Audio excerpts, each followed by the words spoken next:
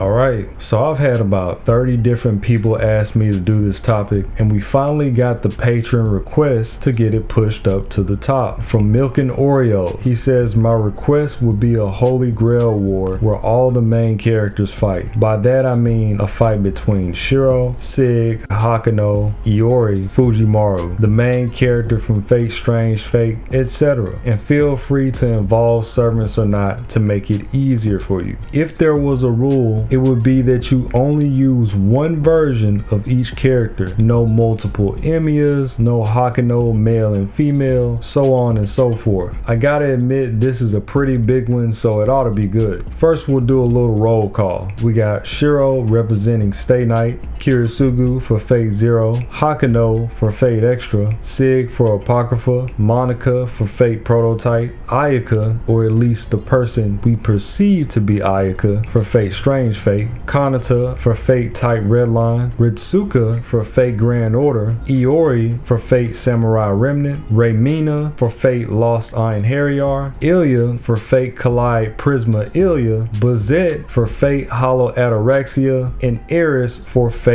Requiem. We'll be barring Norma for the sake of her position being redundant. If I missed anybody, that's too bad, because that's who we're going to be running with, and that should be more than enough. And in the title, I use the word protagonist loosely because there are anomalies in there like Ayaka and Monica, of course. I shouldn't have to say that, but I know people are going to come in and make the whole video about that. Mystic codes are allowed, phantasms are allowed, divine constructs are allowed, and so are command spells. Before we start this off, I want to make something very clear, because I had a bunch of people try to come in and ruin my Kirisugu versus Ren video. They also did the same thing when I did my Organized versus the Round Table, and this is simply because they either don't listen or they try to hijack the video and make up parameters in their head that I didn't even mention. For all the people that make up parameters like, oh, Kirisugu is gonna have Maya come out from the side and be a sniper. Maya is not present, okay? This is a real deal battle royale. Like I mentioned on Twitter, there will be no external help. There's no buildings to hide in or blow up, and there's no people to take hostage. What you get is what you got, and that's it. If you remember the fight between Kirisugu and Kirei, it's going to be a lot like that, the way that they fought in the Batcave. The setting is going to be a field that I'm making specifically for these types of videos. It's going to be dome style. It's a coliseum. There will be pillars in the way in case they want to dodge, but that's the only thing that's in there, and then the rest is just tournament floor. As far as the servants go, I'm only doing the masters for right now because adding in servants would easily triple the length of the video. We might add servants later depending on how it goes. Plus, I wouldn't want anybody getting bailed out anyway. And if you haven't already, make sure you sign up for the Patreon. You get early access to content and priority on your requests. Now, for the festivities. There's really no dominant force in this fight. Naturally, there are people that are more favored, but a lot of how it turns out can be directly caused by who that person was standing next to when they started. So in this case, the easiest way to go about things would be to start with everybody that shouldn't stand a chance and then work our way up. So for the first tier, you have Kanata, Ayaka, Ritsuka, and Raymina. These are the four that I would consider to have the most trouble, simply because they don't have much going for them. And granted, conceptually, this is extremely unfair to characters like Raymina because Lost Einherjar literally just started and we haven't even gotten into her character, or Kanata because Redline isn't finished. But he said every character, so we gotta go with that. We gotta go with what they have for right now. Starting off, you have Kanata run into Ayaka. Now Kanata is somebody who quit Magecraft very early on, so in that sense he's a lot like Karya. He wanted to pursue a normal life, so while he can do spells, he's extremely underdeveloped. Ayaka has been shown to be in the same same boat, and she's just as unskilled, but she does know black magic and she does have a lot of untapped potential. Immediately, she starts off by throwing her darts toward him. He dodges these and starts to run towards her to close the gap. She takes a step back and goes for another dart up close. Using his time modification, Kanata slows down the dart to a halt, grabs it out of the air, and instead used it to stab Ayaka in the side, but the wound is minor. She jumps back and then uses her plant manipulation to grab him through the Colosseum floor, with the roots coming through the ground. So now Kanata is stuck in place. She summons multiple crows that immediately start to pick at his vitals. He can't move because he's still stuck in the same place. Now that he's trapped, she summons her darts once again and shoots him straight through the heart, leaving him wasted. On the other side, we have Kirisugu run into Ritsuka. Realizing that he's completely weaponless, Kirisugu decides to pull out his automatic, his Calico, and starts firing relentlessly. The smoke clears and Ritsuka is right in front of him doing a summoning. Now, I did say that there aren't any servant teams, but what people may not realize is that Ritsuka has access to shadow summons for every servant that he's contracted with. He can summon multiple of them at the same time, and though they may not be as strong as the original, they do have access to a variant of their phantasm. By summoning Shadow Ushi, he was able to dodge the bullets before they reached him, and by the power of his mystic code, he's able to land a fierce punch on Kirisugu's stomach. As we've seen multiple times and in the Solomon chapter, Ritsuka does have some fighting prowess when the circumstances are actually realistic. Kirisugu then activates his time altar to shoot him with his contender at point blank. To avoid the hit, Ritsuka does yet another shadow summon, bringing out Kukulin, who leaves a gash down Kirisugu's entire dominant arm and forcing him to disengage. He loads up his Thompson contender once again, slightly being slowed down by the hit. Ritsuka has no idea what it does. Any hits to his shadow servants will be just like the situation with Kane's Hydrodrome, since they're being stimulated by his magical energy. Hitting them would also mean that he's hitting Ritsuka. Kirisugu gets closer and brings out his Calico again and sprays Ritsuka across the abdomen. Once again, Ritsuka makes use of his mystic code, this time combining it with his command spell. He's wearing the Arctic mystic code, so by combining this with his spell, he's able to heal his wound completely. And then he shadow summons an archer. He brings out Arash and sends him to use his phantasm. Now Kirisugu has time alter, but the area of effect is still way too large for him to dodge. Avalon also couldn't negate the effects of a one-shot hit. Just before the phantasm lands, Kirisugu also uses his command spell in conjunction with his time alter and hyper accelerates his movement at a speed so fast that he's actually able to dodge the phantasm despite its enormous coverage. So by the time it did finally hit, Kirisugu was already out of the way. This exerted a lot of energy on Ritsuka's behalf, leading Kirisugu to start to close the gap. As he gets in point blank range, Ritsuka then summons Raiko as a failsafe, which is exactly what Kirisugu wanted. He left himself completely open to an origin bullet. Kirisugu shoots at Raiko, and right before it landed, Ritsuka used another command spell with his mystic code to make her evade the bullet at the last second. He also summons a shadow of King Hassan right behind Kirisugu in the process. Before Kirisugu manages to realize what's going on, he reinforces the Shadow King Hassan with his last command spell, giving a boost to his phantasm. Kirisugu now has nowhere to run. Death looms over him, and King Hassan sliced his body in half completely from the midsection. On another side, you have Iori dashing towards Eris with tremendous speed. She fires one of her gander bullets. He dodges it. She fires another bullet and he knocks it away with his sword. And as soon as Iori comes into contact with her, she begins to form her battle axe out of her dread spirits in her body, and she clashes with him, blade for blade. In Iori's case, he is a dual wielder, so this has left her defense completely open to his second blade. He goes in for the swipe and she dodges it by jumping back. She then switches from her axe into her dread spirit net and throws it towards Iori while she's jumping away. He goes into his earth stance and completely slices the net from her body, separating the spirits and forcing her to regroup. He then enters his wind stance and dashes towards her. In the meantime, this stance is extremely fast and it gives her very little time to retaliate. She jumps up in order to dodge and uses a command spell to reinforce her next gander shot, which essentially is point blank. In that moment, Iori uses his secret technique that he learned from Rogue Saber to eat through the blast before it's able to get to him. As the smoke clears, Ares comes back out with her axe, but Iori's inhumane speed as a swordsman allows him to catch up and block it. He does his fire stance and then knocks her off balance. He then goes in for another secret attack, one that he learned from Sasaki, Tsubume Geishi. This time she has nowhere to run and hits her with it head on. But what Iori doesn't know is that prior to her going into battles, she reinforces her body with conceptual defense, so this attack was still nullified. She grabs Iori by the throat with her dread spears and starts to strangle him while he's midair. He pulls out his gem mage craft and once again blows off her entire dread spirit arm in order to disengage. Ares stands back up and while she's trying to recover, a hole starts to open up beneath her and she falls directly through it and it immediately closes right after. This was the intervention of the master Monica. With the use of her command spells and her space manipulation, she was able to open a rift under her feet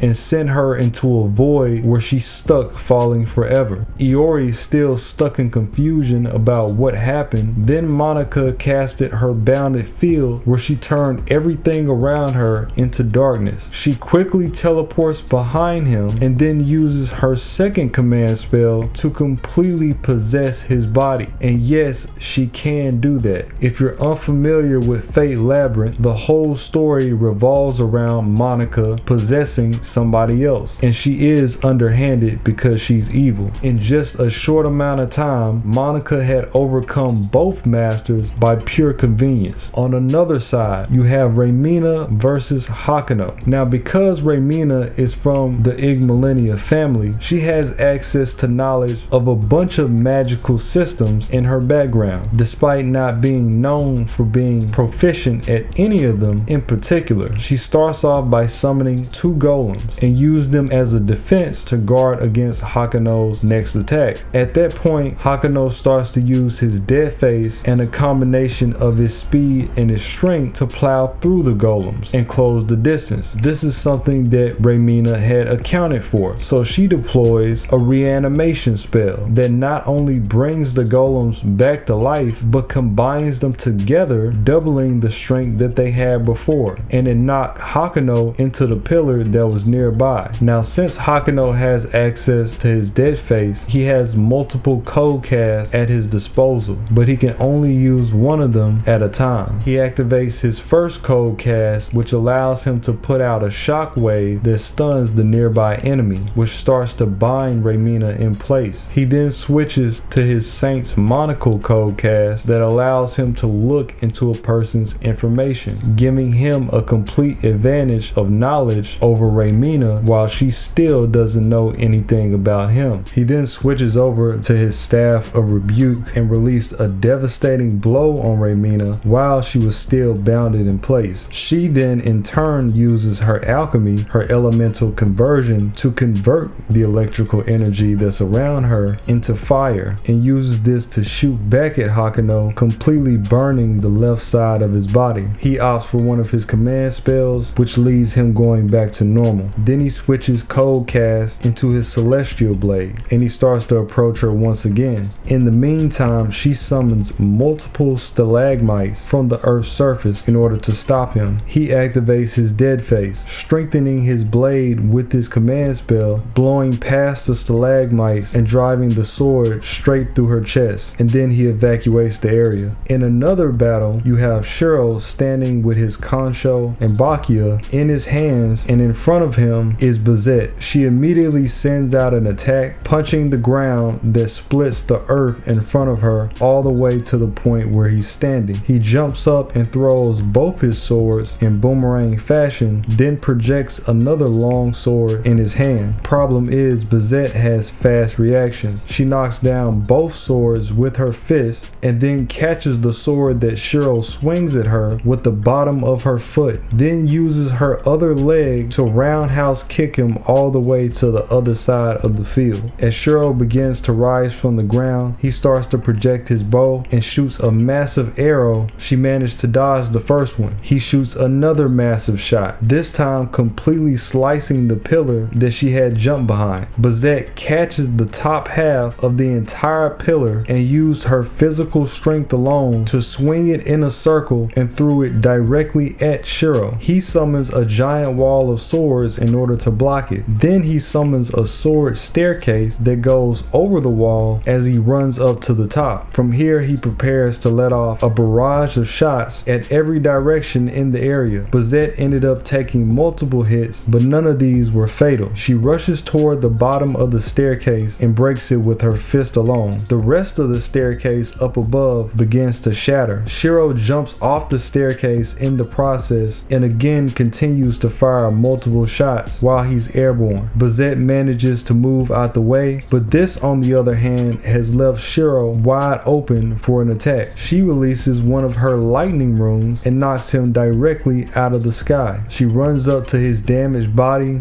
picks him up by the head, and then slams his face into the ground multiple times. She raises up and kicks him in the side, breaking one of his ribs. He reaches out with one of his arms and summons a barrage of swords from both sides, which forces her to disengage. She jumps directly into the air over the swords. He heals himself with the command spell. Then immediately he uses this as part of a distraction. You can hear the Emiya theme start to play in the background. He begins to cast his unlimited blade works. The area starts to change all around them, and before he manages to get off his first strike, Shiro falls directly to the ground. The reason being is because his heart had already been pierced by her phantasm, Froggerrock, as he finished the chant. What Shiro failed to recognize was that by using his best move, he would activate her counter, and it instantly killed him. Then you have Hakuno run into Sig. In that moment, Sig force summons into Siegfried and speed blitz Hakuno, causing him to go through 3 pillars in a row. Hakuno decides to switch back to his Saint's monocle and read Sig's information, which in turn also revealed his weakness, the spot on his back. Possession Sig then uses his Balmung to throw out a projectile phantasm at Hakuno. The area was too massive for him to dodge, so he switches back to his dead face. He starts to reinforce his legs, and then he jumps into the air as high as he possibly can to avoid it. He then starts to dash off the rubble of multiple pillars that the phantasm ended up destroying. In the process, he switches to another code cast, and as Sig begins to release his second Balmung, Hakuno stuns him, leaving him stuck in place. He switches back to his blade and goes down to Sig as fast as he possibly could. And in the moment that Hakuno should have gained contact, Sig uses galvanism and completely fried Hakuno's body, turning him into ashes. The moment that he does this, multiple blasts come from the air behind him. Ilya was holding her collider stick. She has access to no card installs. She's stuck in her base form. He tries to close the gap between the two, and she immediately fires directly at him, blasting him into the ground. He was completely unaware of just how powerful her mystic code actually was. After regaining his focus, he starts to use the speed of Siegfried to run from pillar to pillar in order to throw her off. She fires in the direction of the last pillar that she saw him at, but she misses, and he speed blitzed her. He follows up behind her through the air, mashing her into another pillar with his shoulder. When she falls back down, he picks her up by the leg and slams her into the ground. Then he slammed her into the nearby pillar wall. He punches her in the gut and then throws her across the field. He begins to start up another another Balmung phantasm. He then activated a command spell to ensure the kill. He fires it directly at her, and she uses her Kaleidostic's conceptual defense to form a barrier around her. Not only does this barrier absorb all the Balmung's phantasm, but it reflected it back at Sid, completely vanquishing his body. We're now down to the semifinals. We have Ilya, Ayaka, Monica, Ritsuka, and Bazette. Ayaka runs into Ritsuka. She starts off by using her dark arts to summon massive skeletal hands that grab Ritsuka and slam him into the ground. Before she follows up on her attack, he summons a shadow version of Kets, and she does a colossal high jump and power bombs Ayaka out of the sky. While they're both coming down, Ayaka summons a giant spider web that catches her before she hits the ground. While she's on the net, she notices the corpse of Shiro on the ground nearby. She bounces off of the net and runs toward him, casting a reanimation spell to use his corpse as a familiar. One thing that separates Ayaka is that she has an abnormally high magical reserve, which now would allow Shiro to summon better weapons more effectively. He starts off by projecting Caliburn. He charges it up for a blast and throws it directly at Ritsuka. Ritsuka takes notice of this, and he begins to summon Shadow Benkei. Benkei uses his phantasm, the 8th implement, which allows him to borrow somebody else's phantasm for temporary use, and then uses his own variation. He usurps the Caliburn blast and then incorporated it into his spear and throws it back towards Ayaka and Shiro, creating a massive rift in the ground, splitting the entire earth open, though she was able to dodge this because Shiro helped her get to safety. Using the gap to his advantage, Shiro summons the Mounting Felling Sword and drops it straight out of the sky down at Ritsuka's body. Ritsuka then summons Edmund Dantes the same way that he did in the Solomon chapter, and had Edmund carry him out of the way of the attack. As he starts to land, Ayaka places a mist around the area, putting him in a position where he was unable to see, but they could see him just fine. He tries to go for another shadow summoning, but it was already too late. Shiro speed blitzed him through the smoke and sliced off his entire left arm. The impact of him losing his arm causes him to lose his balance, and then Shiro speed blitzed him again, knocking off his right leg. Ritsuka falls to the ground. Ayaka then begins to summon multiple hellhounds in order to attack Ritsuka while he's on the ground. As he's immobilized, the hounds just eat him alive. In another fight, you have 3 masters: Monica,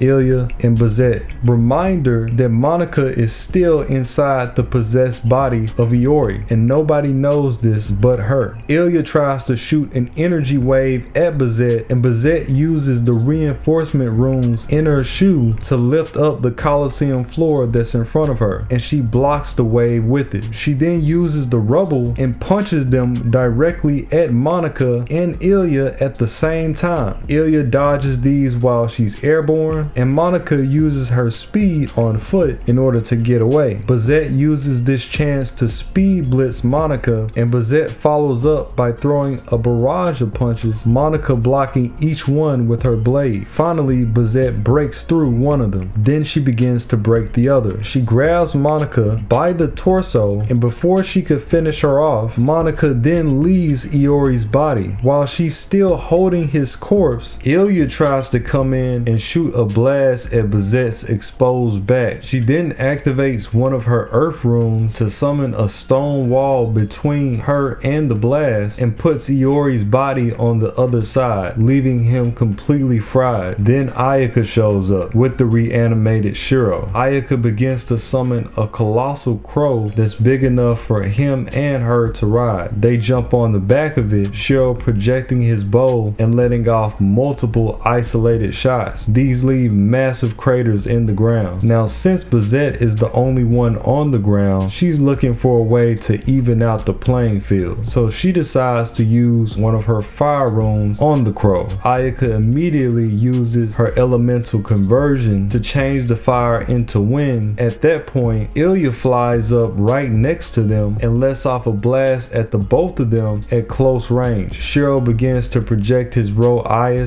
completely protecting him, the crow, and Ayaka at the same time. Ilya uses a command spell and she starts to break through it. As she gets through the final wall, Shiro then uses his last reserves to summon a sword dome around his entire team. The dome starts to crack. Ilya uses her last command spell to shatter through it. Ayaka tried to respond, but the blast was too overwhelming and it took both her and Shiro out at the same time. At this point, Ilya is exhausted. She starts to turn around to regain her focus, and then she notices a hand going through her chest. This, of course, being Monica. She was doing a chant. Monica floats back and Ilya angles her kaleidoscope at herself and completely obliterates her own body. Monica used suggestion to force her to take her own life. Now it's down to Monica and Bazette. Monica teleports to the ground near Bazette and leaps in front of her, only to create an illusion that there were multiple Monicas surrounding her, and Bazette has no idea which one is the real one. Eventually, she decides to just wing it, but she chose wrong, and Monica used a gravity spell to throw her into the ground. As she's nearly about to get crushed, she reaches out her arm and then she teleports via command spell out of the illusion. The position that she teleported to was the same place where Ilya took herself out, and Bazette picks up her kaleidoscope. Given Bazette's disposition, Ruby is a kaleidoscope that would in fact work with her, which makes her compatible for its power. Bazette then uses the kaleidoscope in tandem with her reinforcement runes as a vehicle to strengthen her overall power. This put her well beyond servant level in terms of speed and strength. Immediately, Bazette dashes off of the ground and high jumps all the way to the top of a pillar. She catches the wall of her pillar with her legs and then jumped back to the ground where Monica was positioned and punched her directly in the stomach in the process, blowing her across the field. At this point, Bazette is moving at a speed so fast that she might as well be teleporting normally, and when she catches back up to Monica, she's using this to confuse her in the same way that Monica was doing earlier. Using her speed, she teleports in front of her, then behind her, then above her. Monica naturally is getting frustrated because up until this point, she was used to being the one that had these resources available to her. Giving into this frustration, Monica decides to summon her greatest ally, that of course being the Beast of 666. Meanwhile, Bazette had already evacuated and returned to the top of another pillar. She had her Froggerrock in hand. In tandem with the kaleidoscope, its powers were now, of course, infinitely worse, and Monica had just done one of her best moves. Bazette uses a command spell and shoots both Monica and the Beast at the same time. Game over, Bazette wins.